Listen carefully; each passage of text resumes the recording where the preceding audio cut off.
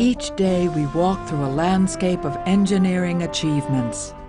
These stories are chronicled in the 4-part series, Great Projects, The Building of America, only on PBS.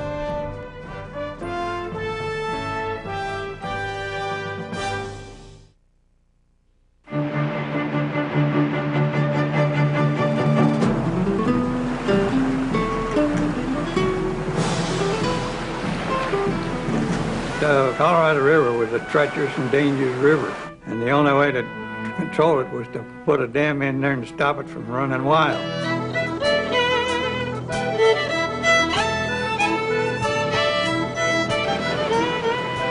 When you work on something as powerful as the Mississippi, you always try to find out what the river is trying to do and then arrange for it to do that in a way that is as little disruptive as is possible.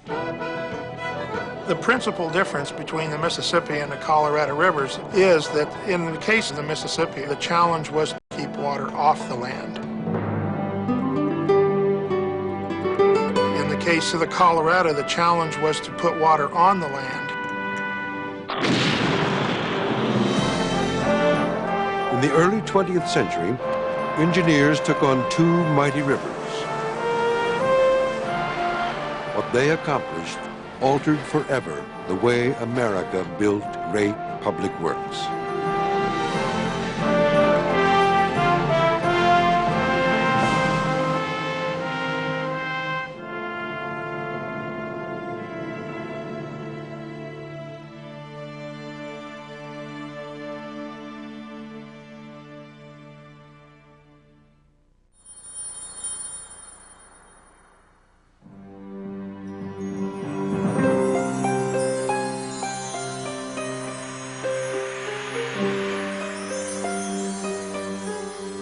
All day long and until late this evening, Menlo Park has been thronged with visitors coming from all directions to see the wonderful electric light.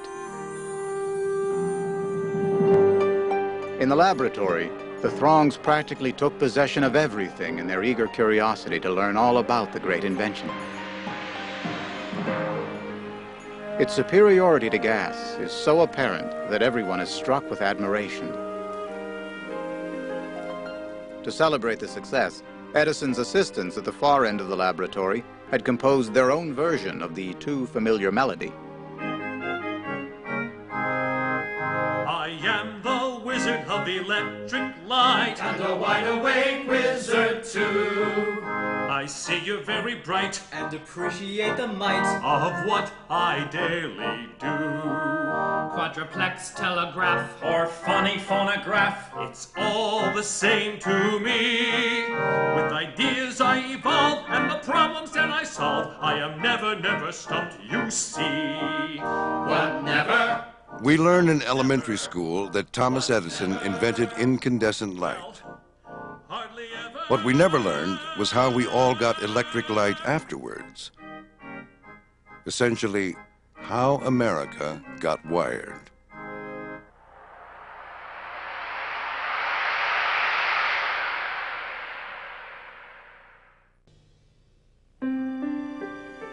Why do we build a bridge?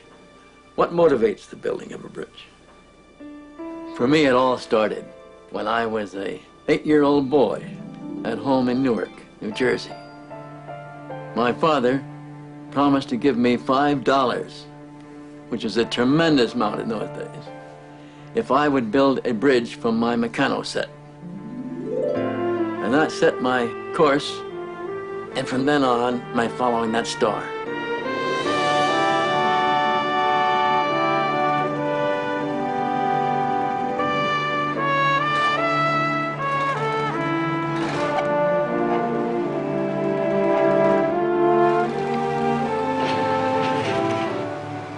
Bridges are built basically to join people and to expand frontiers.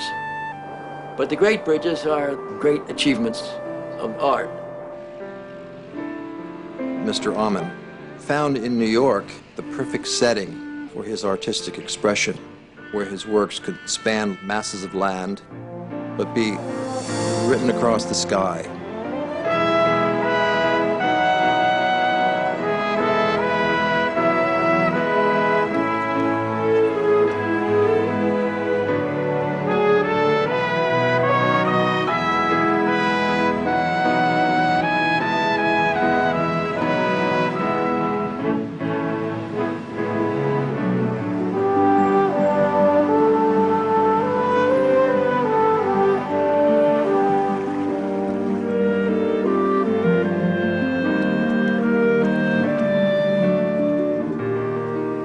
Over a career spanning 6 decades, Othmar Ammann built 6 of the spans that link the islands of New York City into the world's greatest metropolis.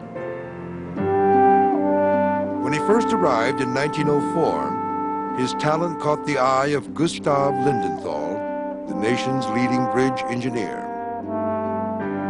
From his shadow, Ammann emerged to sculpt his masterworks.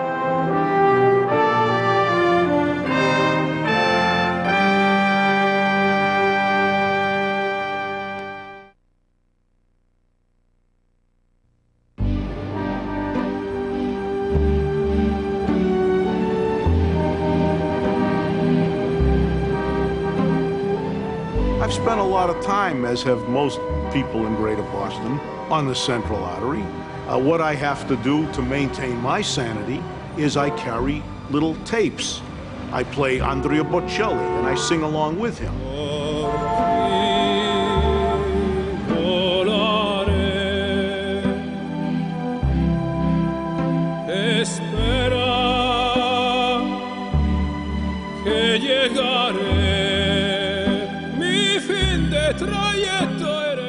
I play anything I can play to take my mind off this horrendous traffic situation which has come to symbolize the Central Artery.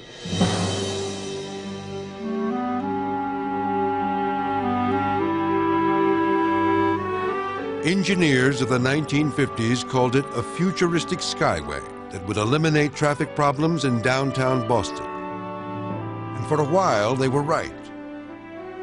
But over the next 30 years, the elevated Central Artery came to be reviled as a giant scar cutting the city in two. Today's engineers believe they can correct the problems of the past by building a new highway underneath the old one.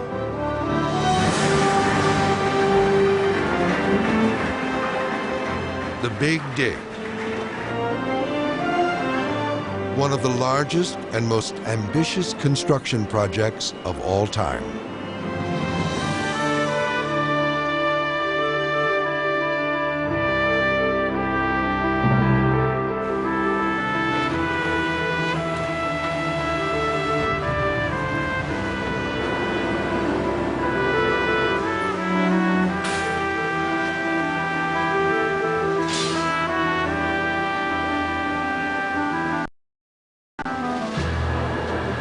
The battle to bring the Big Dig into existence lasted 3 decades. It would never have been won had it not been for a Boston engineer named Fred Salvucci. Fred Salvucci is about the wiliest person I've ever met in my life. Everyone in this town, whether they hate him or love him, respect his persistence, his determination, and his brilliance.